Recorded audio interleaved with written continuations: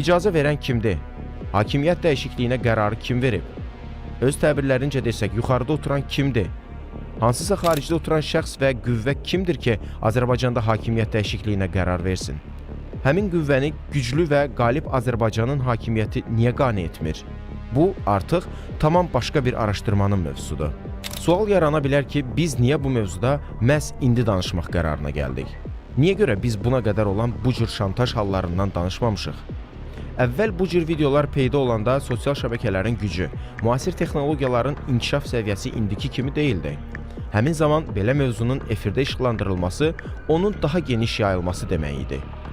İndi isə sosial şəbəkələrin yayılma səviyyəsi, habelə bu cür videoların quraşdırılması texnologiyası güclü inkişaf edib və indi bu tip şantaj materialları artıq aktiv və geniş yayıla bilir.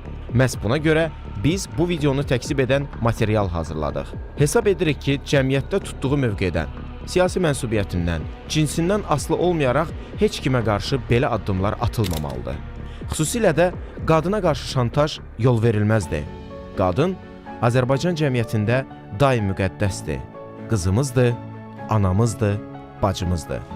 Bu, əsrlər boyu bizim milli dəyərimiz olub. Qadına ləkə atılanda, bu palçıq bütün cəmiyyətin üzərinə atılır. Bugün bir qadının ünvanına atılan iftira və böhtana göz yumacağıqsa, sabah bunun bütün cəmiyyətə yayılacağı ehtimalı var. Bunun qarşısını bugün hamımız, bütün cəmiyyət olaraq almalıyıq.